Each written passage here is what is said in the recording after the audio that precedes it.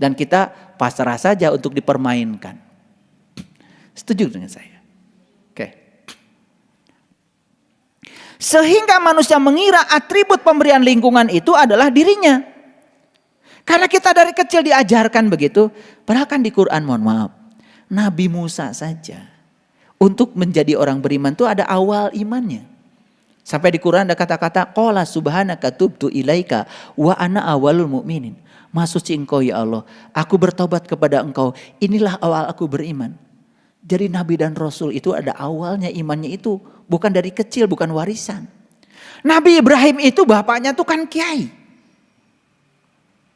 Tetapi pernah debat itu Ibrahim dengan bapaknya kan ada di Quran. Betul nggak? Sampai akhirnya Nabi Ibrahim menghancurkan berhala. Betul? Dan kalau kita bicara berhala, pasti yang terbayang oleh kita adalah patung. Padahal berhala itu sesungguhnya apa saja yang kita sembah, termasuk konsepsi kita tentang Tuhan yang bukan Tuhan. Ada maksud saya?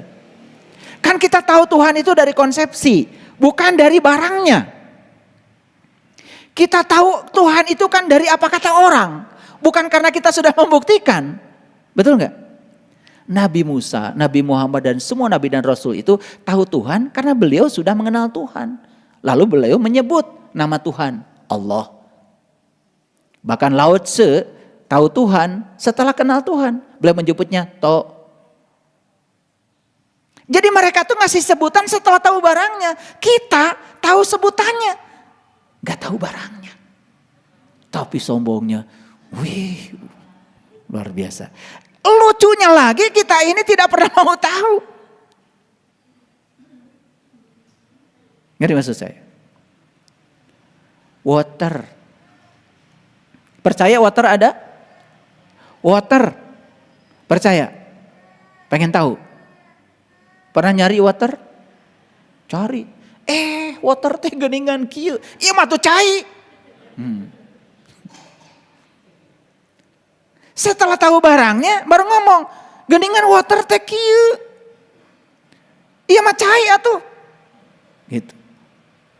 Orang Minang pergi ke Eropa, mau cari water. Nyampe di Eropa ditunjukkan, ini loh water. This is water. Aye.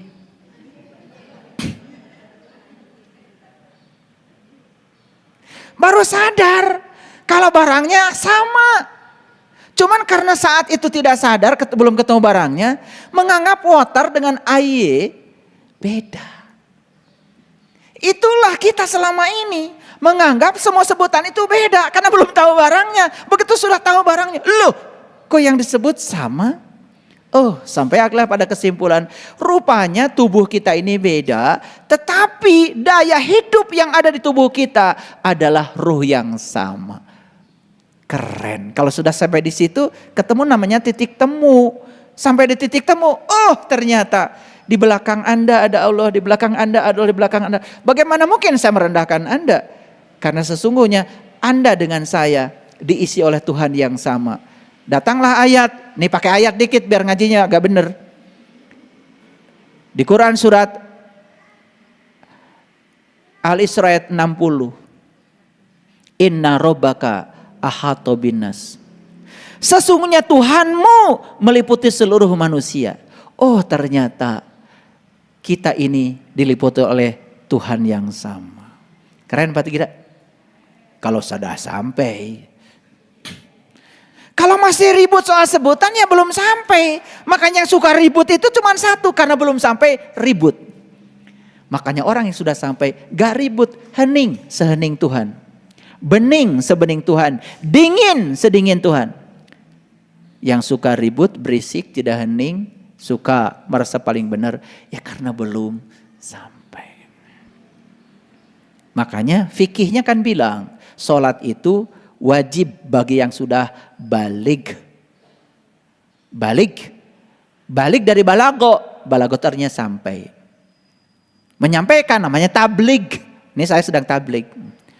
Jadi sholat itu wajib bagi yang sudah sampai. Sampai kemana? Sampai kepada Allah. Makanya para nabi, para rasul kan ngajarannya begitu. Paham maksud saya? Itu. Ini renungan saja. Supaya kalian tahu, oh saya selama ini boneka apa bukan. Nah kalau ingin disebut manusia, jadilah manusia, jangan jadi boneka. Ini pengumuman aja supaya kalian segera sadar untuk jadi manusia. Gitu aja sebetulnya ngaji ini ya, supaya sadar untuk tidak menjadi boneka terus-menerus. Ya. Kalau jadi boneka kan berarti jadi manusia-manusiaan. Dapat surga enggak manusia-manusiaan? Dapat. Surga-surgaan. Dapat neraka enggak kira-kira manusia-manusiaan? Dapat. Neraka? Loh, nerakanya beneran. Enak aja. Manusia-manusiaan dapat surganya surga-surgaan, tapi nerakanya asli beneran. Udah tinggal kok. Gimana? Ini karena berpikir linier itu. Daya kritis kita kurang bagus. Saya kalau sholat-sholatan berarti saya surganya surga-surgaan. Gak apa-apa kan nerakanya? Enggak. Kalau kamu sholat-sholatan surganya ya surga-surgaan. Tapi nerakanya beneran. Enak aja. Ini jangan linier kalau berpikir itu. Makanya sesekali daya kritis kita itu dimunculkan. Daya kreatif itu dimunculkan karena kita oleh Allah diberi kelebihan. Kelebihan jelema teh dalam pikirannya. Yang disebut jelema. Nah, baik ya. Jadi manusia menganggap atribut yang diberikan kepadanya dalam tidak tahu apa-apa, begitu sudah besar dianggapnya itu adalah dirinya sendiri. Itu yang berbahaya. Itu jadi tubuhnya sendiri dianggap atribut pemberian dari kekuatan buta itu. Paham sampai sini? Oke, lanjut. Jadi sebetulnya apa kekuatan buta itu? Kekuatan buta itu adalah paradigma orang tua. Nih, ayo kita sadari. Orang tua kesadarannya beda-beda. Oke. Orang tua A akan ngasih paradigma A dong pada anaknya. Orang tua B akan ngasih paradigma B pada anaknya. Orang tua C akan ngasih paradigma C dengan orang. Dan yang akan diberikan pada anaknya tidak mungkin yang keluar dari paradigma kedua orang tuanya. Bayangkan, kapan anak ini lolos menjadi dirinya sendiri? Gak bisa. Dia hanya akan mengikuti paradigma kedua orang tuanya. Yuk kita sadari lagi. Yang kedua, pikiran orang tua. Yang ketiga, sistem kepercayaan orang tua. Jujur ya, agama yang kita anut sekarang ini bukankah warisan? Karena orang tua beragama A, kita beragama A. Kalau orang tuanya beragama B, kita juga akan B. Betul nggak? Hampir tidak ada kesempatan bagi setiap manusia yang datang ke semesta ini untuk memilih apa keyakinannya. Beda ya, mohon maaf. Kalau orang barat, kalau sudah umur 17, sudah merayakan hari kedewasaannya, dan saat 17, kemudian mereka itu dibilang oleh orang tuanya, kamu sudah dewasa, silakan kamu menentukan nasibmu sendiri. Bahkan orang tua hanya bertanya, kamu harus punya agama, tapi silahkan kamu memilih agamamu sesuai dengan yang cocok bagimu. Hebat. Ya, karena dia akan membangun keyakinan, membangun kesadaran berdasarkan pengalaman akan keyakinannya. Bukan berdasarkan apa kata orang. Oke, sekolah. Nih saya kasih tahu. Dulu kita sekolah dilempar kapur, dilempar penghapus, dipukul sama penggaris. Pernah cerita nggak sama orang tua? Tidak. Dan itu dianggap sebagai pendidikan. Padahal itu kekerasan di sekolah. Kekerasan di sekolah. Baru sekarang pada sadar kalau itu kekerasan. Tapi sekian tahun kita jadi boneka dan menganggap itu legal, itu boleh asal dilakukan oleh guru. Makanya guru di sekolah masuk anak kita ke kelas, tutup pintu dan dia melakukan tindakan semena-mena pada anak kita tanpa diberitahu kita apa yang dilakukan oleh mereka. Apa yang dicekokkan pada mereka? Paradigma apa? Mohon maaf, Bisa jadi pikiran guru dimasukkan menjadi pikiran siswa. Makanya saya bilang, guru yang sebenarnya di sekolah bukan guru yang itu, tapi anak didik kita itulah guru yang sebenarnya. Makanya kemarin saya diundang ya oleh para guru di Malaysia.